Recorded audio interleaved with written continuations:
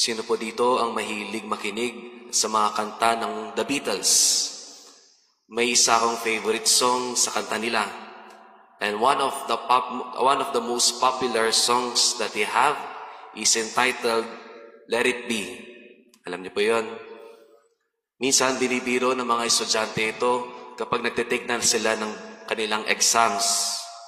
Minsan letter A, letter B, letter C, letter D. Kung hindi ka sigurado, letter C. Pero if you would like to check the first verse of the song Let It Be, it's quite fascinating that it seems it is connected to the Blessed Virgin Mary. The first verse goes this way. When I find myself in times of trouble, Mother Mary comes to me, speaking words of wisdom, let it be. And in my hour of darkness, she is standing right in front of me, speaking words of wisdom, let it be. Hindi ko na po kinanta, baka tumawa pa po kayo. But when Paul McCartney was asked about this song, Let It Be, he was asked what is the history or yung background ng song. Sabi ni Paul McCartney, yung isa sa mga bahagi o miyembro ng The Beatles, he said, he wrote this song back in the year 1968. Bakit po ba? Nung nanay ni Paul McCartney na si Mary Patricia Mohen McCartney, nung bata pa lang siya ay namatay na. Bilang mama's boy, lagi niyang hinahanap ang kalinga ng isang ina. Bilang malapit sa nanay, namimiss niya rin ang kalinga at alaga ng isang nanay. And one time, when he was 14 years old, na naginip si Paul McCartney.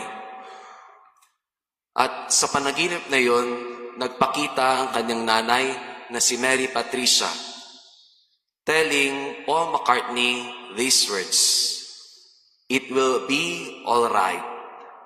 Just let it be. It will be all right. Just let it be."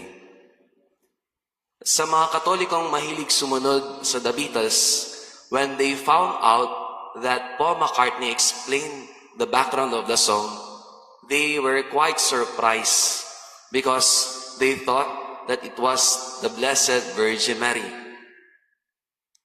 But when Paul McCartney also got the opportunity of an interview, he said, "We have all mothers, and one of our dearest mother is the Blessed Virgin Mary." Sa ating mga pagbasa, partikular na ng ating ebanghelyo ayon kay San Juan, paano naging nanay, paano naging ina si Blessed Virgin Mary sa ating lahat? It was not in a good way, or it is not in a pleasing way na si Birheng Maria ay paano naging nanay sa atin. Kailan po ba siya naging nanay? Nung nasapaanan siya ng krus ni Jesus. When Jesus said to the Blessed Virgin Mary, "Woman, behold your son." At sinabi niya sa ating patron ng katedral, "Son, behold your mother." Doon sa paanan ng krus ni Jesus, naging nanay sa atin si Maria. And what is the Blessed Virgin Mary teaching us? Her being a mother to us, leading us back to the first time she accepted the role of the motherhood of Jesus Christ. Ano po ba yung binigkas ng ina ng Diyos na si Birheng Maria nung tinanggap niya ang pagkakataong na maging ina ni Jesus? Remember when Angel Gabriel appeared to the Blessed Virgin Mary to become the mother of our Lord?